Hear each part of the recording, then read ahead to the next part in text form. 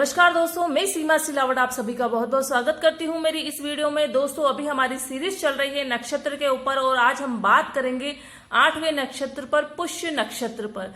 अगर आप किसी भी व्यक्ति के जीवन की संपूर्ण जानकारी चाहते हैं तो उसकी लग्न कुंडली से ही प्रिडिक्शन काफी नहीं होगा। उसके लिए हमें नक्षत्र तक भी पहुंचना बहुत ज्यादा जरूरी है, क्योंकि अगर आप उसकी लग्न राशि को उठा के देखेंगे कि लग्न राशि है, वो जो लग्न है वो कौन से नक्षत्र में है, तो उससे आपको पता चलेगा कि उसका जो शारीरिक बनावट है, उसकी जो कद काठी है, उसकी पर्सनालिटी के बारे में। फिर उसका अगर आप स्वभाव, उसके विचार जानना चाहेंगे तो उसकी चंद्र राशि को देखिए कि चंद्र राशि नक्षत्र में कौन से नक्षत्र में है, तब आपको उसके स्वभाव का पता चलेगा। और अगर आप उसकी सूर्य राशि देखते हैं नक्षत्र में कि कौन से नक्षत्र में है, तब आपको उसका पता चलेगा कि उसकी व्यक्ति की आत्मा कैसी, वो आदमी अंदर से कैसा है। तो हर राशि के पीछे 3 नक्षत्रों की ऊर्जा पाई जाती है, इसीलिए सिर्फ 12 राशियों तक ही हमारा प्रेडिक्शन अगर हम सीमित करके रखें तो हमारा प्रेडिक्शन कहीं ना कहीं अधूरा रह जाएगा, कहीं ना कहीं कुछ कमी रह जाएगी। इसीलिए ज्योतिष शास्त्र की जड़ तक पहुंचना है, 100% सही सटीक प्रेडिक्शन निकालना है, तो उसके लिए नक्षत्र की जानकारी होना बहुत ज्यादा जरूरी है। यहाँ पर मैं कोशिश करूंगी कि सिंपल वे में, इजी वे में आपको समझाने की कोशिश करूं नक्षत्र के बारे में। यहाँ पर देखिए 3 पार्ट में मैंने डिवाइड किया है इस वीडियो को।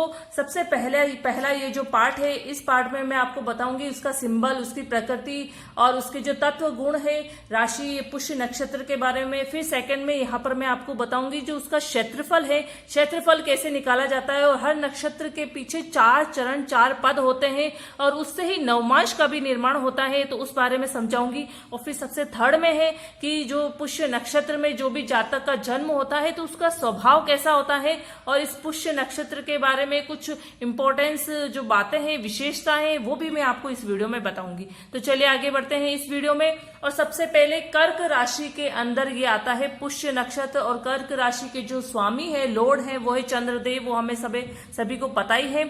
और फिर चंद्र राशि, कर्क राशि जो है उसके अंदर आता है ये पुष्य नक्षत्र। तो और इस नक्षत्र के जो स्वामी है वो है शनिदेव। जब हमारे ऋषि मुनियों ने 27 नक्षत्र की जो खोज की है, 27 नक्षत्रों के बारे में सारी डिटेल पता की है, उसका पूरा जो निष्कर्ष है वो निकाला है, तो उनको एक सिंबल दिया है समझने के लिए, क्योंकि सिंबल से उस नक्षत्र को समझना बहुत इजी हो जाता है। तो उन्होंने जो तारों का समूह देखा है उससे उसको सिंबल दिया है हर नक्षत्र को, उसको और गहराई तक समझने के लिए। और ये जो पुष्य नक्षत्र है उसमें थीटा, गामा व एटा, क्रकी नामक तारों का जो समूह बना था, तो उस तारों का समूह है, उस समूह से उन्होंने पुष्य नक्षत्र का सिंबल बनाया है। और ये जो तारे हैं उन्होंने उनको एक जीवित रूप में देखा है, प्राण उनमें देखे हैं, इसलिए इनको सबको गुण तत्व, इसके जो अधिपति देव है, प्रकृति है, वो सारे इनको अलॉट किए गए हैं। तो यहाँ पर हम बात करेंगे पुष्य नक्षत्र के सिंबल के बारे में। तो जो इसका जो सिंबल है वो है गाय का थन। जो ये तारों का जो तीन ये जो तारे हैं उनका जो समूह बना था वो गाय के थन के आकार का था, इसलिए सिंबल इसको ये दिया गया है।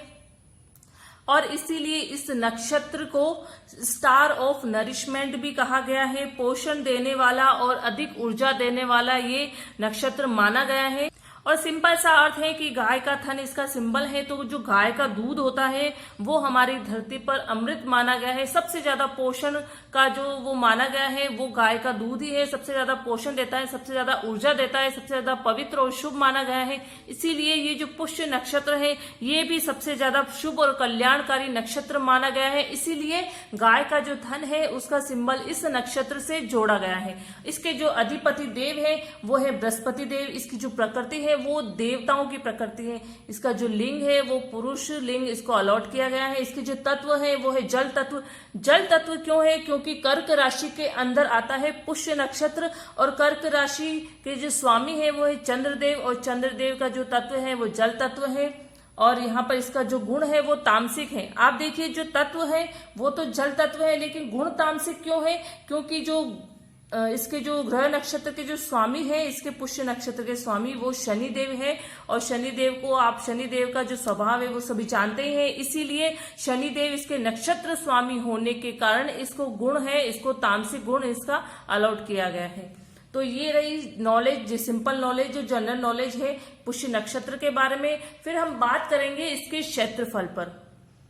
ये जो पूरा नक्षत्र है वो कर्क राशि के अंतर्गत आता है, पुष्य नक्षत्र। और इसका जो क्षेत्रफल है वो 3 डिग्री 20 से 16 डिग्री 40 इसका क्षेत्रफल है कर्क राशि के अंदर।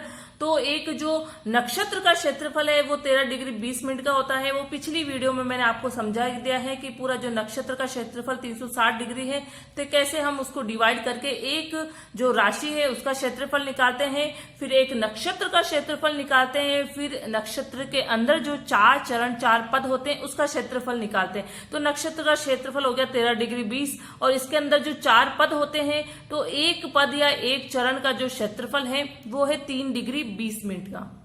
अब हम देखते हैं कि मैं आपको समझाती हूँ एक एग्जांपल से कि आप नक्षत्र कैसे देखें। मान लीजिए कि जन्म के समय आपका जो चंद्रमा है वो कर्क राशि के अंदर है, कर्क राशि के अंदर है और उसकी जो डिग्री है वो है 5 डिग्री। तो सबसे पहले जो चंद्रमा कर्क राशि के अंदर है, कर्क राशि के अंदर है, उसकी जो डिग्री 5 डिग्री है, तो 3 डिग्री 20 से 16 डिग्री 40 के बीच में आ गया 5 डिग्री, तो वो हो गया कर्क राशि में आपका पुष्य नक्षत्र के अंदर।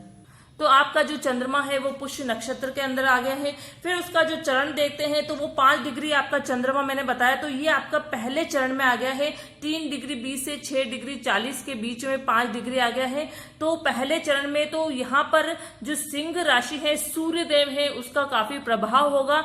और अगर आप नवमांश खोल के देखते हैं तो जो आपकी जो चंद्रमा है वो आपको नवमांश में सिंह राशि मतलब 5 नंबर की राशि के साथ में आपको चंद्रमा दिखाई देगा। तो ये जो 4 चरण होते हैं वो ही नवमांश भी होते हैं और इनका प्रभाव भी बहुत ज्यादा पड़ता है। दूसरा चरण है 6 डिग्री 40 से 10 डिग्री।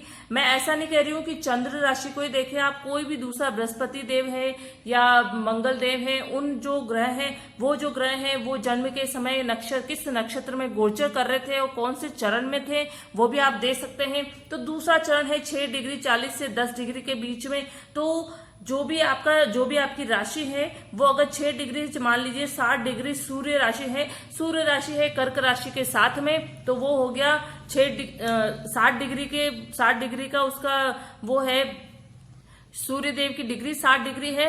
तो कर्क राशि के अंदर पुष्य नक्षत्र में हो गया। पुष्य नक्षत्र में दूसरे चरण में सूर्य राशि होगी, तो सूर्य राशि दूसरे चरण में गोचर कर रही है पुष्य नक्षत्र में। और फिर उसमें अगर आप नवमांश खोल के देखेंगे तो सूर्य देव कन्या राशि के साथ में मतलब 6 नंबर के साथ में आपको दिखाई देंगे नवमांश में। तीसरे चरण में 10 डिग्री से 13 डिग्री 20 का है, तुला राशि का काफी प्रभाव रहता है। और चौथा चरण है 13 डिग्री 20 से 16 डिग्री 40 और इसमें वृश्चिक राशि का बहुत ज्यादा प्रभाव रहता है।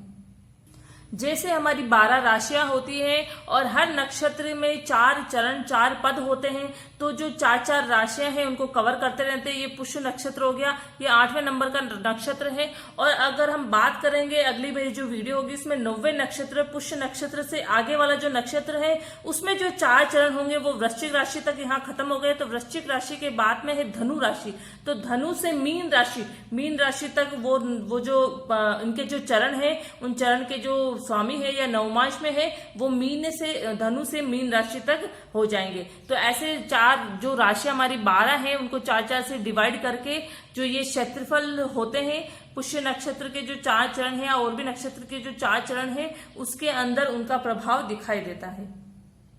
तो इस तरह से अगर किसी जातक का जन्म कर्क राशि के अंदर होता है, कर्क राशि के अंदर पुष्य नक्षत्र में होता है, तो सबसे पहले कर्क राशि है तो चंद्रदेव का प्रभाव तो उस पर होगा ही। तो चंद्रदेव का जो स्वभाव है उस जातक का भी वही स्वभाव होगा। फिर इस जो पुष्य नक्षत्र के जो स्वामी है वो है शनिदेव, तो शनिदेव का प्रभाव भी इसमें होगा।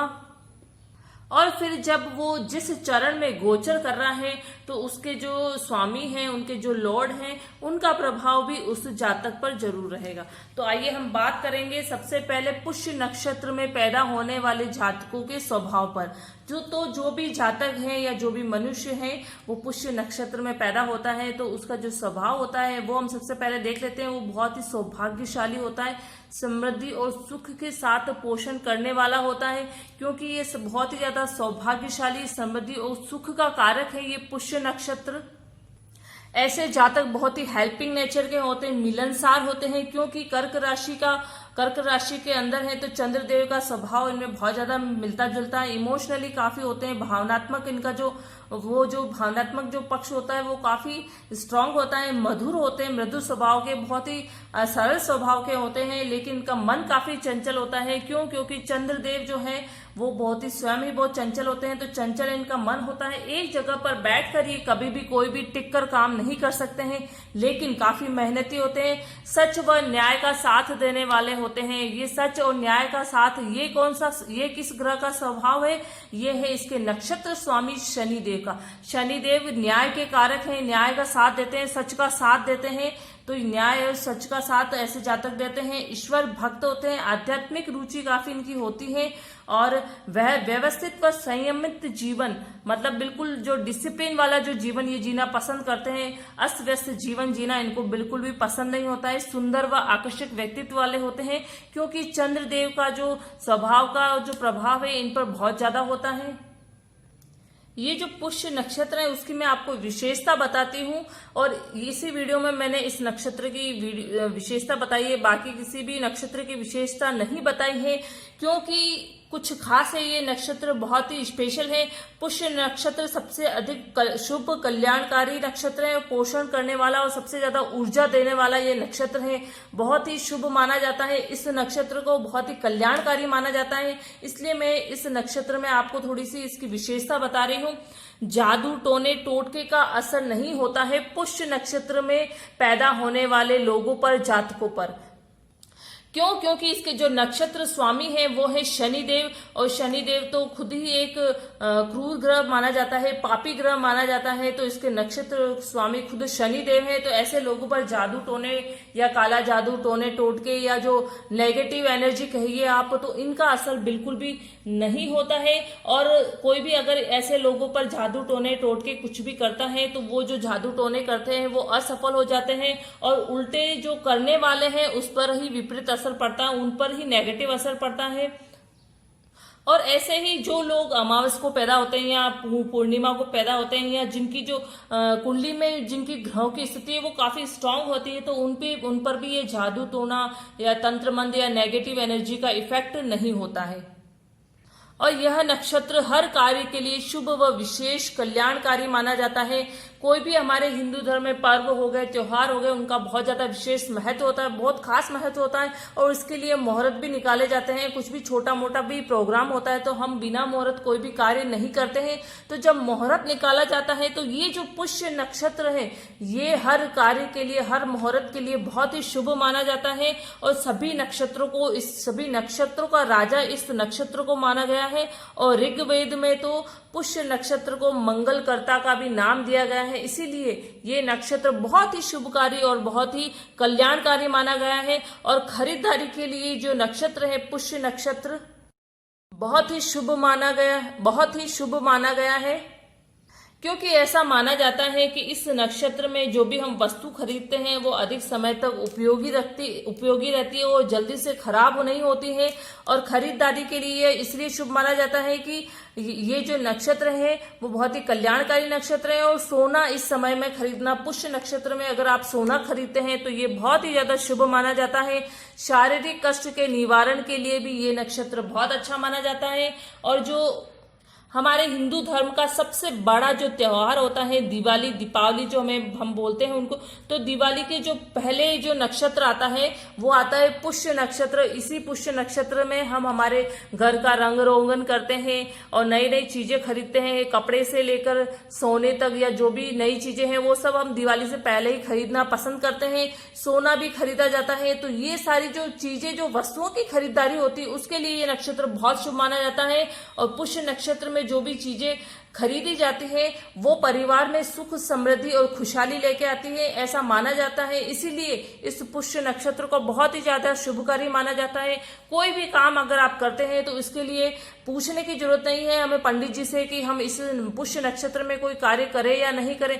कोई भी कार्य हो गया, बड़े से बड़े या छोटे से छोटा अच्छा कार्य अगर आप करना चाहते हैं तो उसके लिए ये नक्षत्र सबसे ज्यादा कल्याणकारी और शुभकारी माना जाता है।